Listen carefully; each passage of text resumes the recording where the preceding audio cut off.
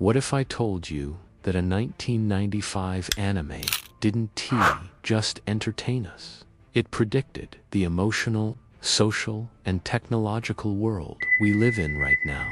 That anime is Neon Genesis Evangelion, a show about giant robots and apocalyptic monsters on the surface, but underneath, it's something else. It's a warning, a prophecy disguised as fiction. And today, nearly 30 years later, its message is more relevant than ever. Neon Genesis Evangelion begins after the world has already ended once. A cataclysmic event called Second Impact wiped out half the human population. The Earth is scarred, society is fractured, governments are fragile. People live in fear, not just of monsters, but of each other. Everyone walks around broken, disconnected, emotionally numb. Sound familiar? In our world, we haven't seen a second impact, but we've lived through something eerily similar. Global pandemics, social collapse, existential dread, and a creeping sense that something deep inside humanity has fractured. We scroll endlessly. We compare ourselves to filtered lives. We chase validation from machines. We are not attacked by angels, but we are under assault by isolation, depression, burnout, and the quiet fear that nothing matters. Now meet Shinji, the main character, a boy chosen to pilot a giant robot and defend what's left of the world. But Shinji isn't a hero. He's scared, fragile, unmotivated. He doesn't want to fight. He doesn't want to save anyone.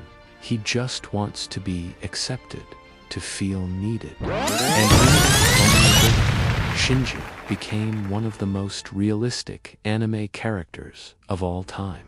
Because in a world that values strength, Shinji shows us what it's like to be emotionally exhausted and afraid to connect. His battles are not just with monsters. His real enemies are guilt, rejection, self-doubt, and the crushing pressure to be something he's not. Then there's Rei Ayanami, silent, obedient, mysterious. She isn't born like a normal person. She's created, cloned, programmed, and when she dies, another version takes her place. She has no past, no attachments, and barely any emotion. She exists only to serve a role. And that sounds like science fiction.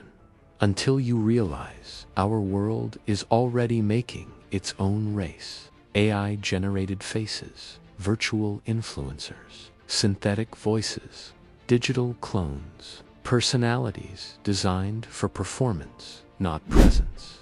People replaced by software. We are rapidly heading toward a reality where individuality is erased and usefulness is everything.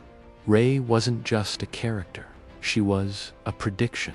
Then there's Asuka, confident, skilled, loud. She's the opposite of Shinji, or so it seems. Asuka builds her identity on being the best. She hides her pain behind arrogance. She dominates, so she won't have to deal with what's underneath. But when she fails, when she's outperformed, her entire personality collapses. She unravels. She was terrified of being weak. That's the social media world today. We build personalities out of performance. We chase likes, views, and validation. But when it's not enough, when someone else gets more attention, we shatter. Asuka is the influencer breakdown, the mental health crisis hidden behind filters and curated images.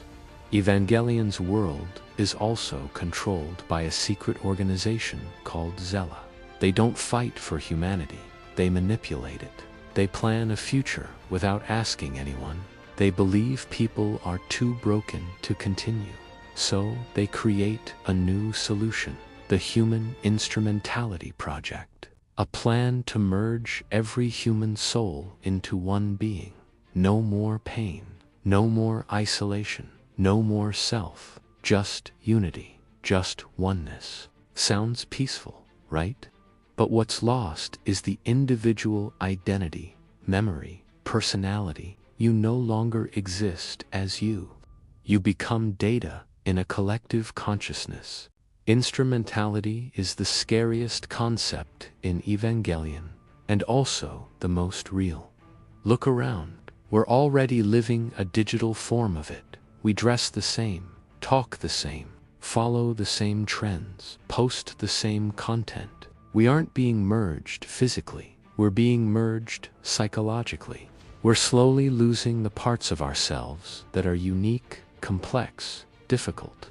We are pressured to perform, not to feel. And it's working. Let's go deeper. Evangelion isn't about defeating monsters. It's about battling yourself.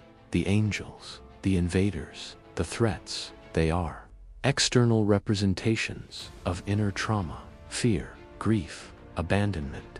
Each fight is a metaphor. And as the show progresses, the enemy is no longer out there. It's inside. That's the genius of Evangelion. It flips the hero's journey. It doesn't ask you to save the world. It asks you to survive your own mind. The show's creator, Hideaki Anno, battled severe depression during its production, and you can feel it in every scene. The show becomes more unstable, more fragmented. Dialogue is replaced with silence. Action becomes introspection. And in the final 2 episodes, the story breaks entirely. Animation vanishes. Characters talk in empty white space. The show becomes a psychological experiment. It leaves behind robots and cities and becomes raw emotion. People were furious. They wanted answers, explosions, closure. But Anno wasn't giving that. He was giving honesty. Because reality doesn't always give us clean endings.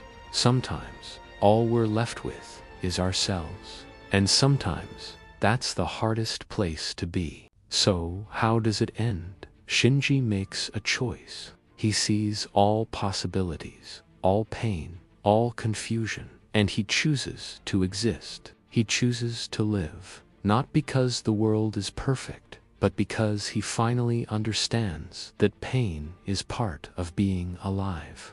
That identity, even fractured, is worth holding on to. That to feel is better than to disappear. Evangelion predicted a future where we would be tempted to vanish into the crowd, to stop thinking, to stop feeling, to be safe instead of real. And that's the world we're walking into now. We're offered dopamine over depth, comfort over connection, safety over truth. But here's the part everyone misses. Evangelion doesn't tell you what to do. It doesn't give you a solution. It gives you a mirror. It shows you the collapse, and then asks, what will you do with it?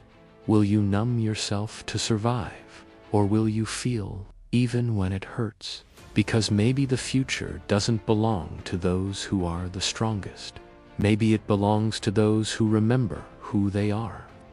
In a world of Shinjis, Reis, and Asuka's, all broken in different ways, Evangelion teaches us that being broken doesn't mean you refinished.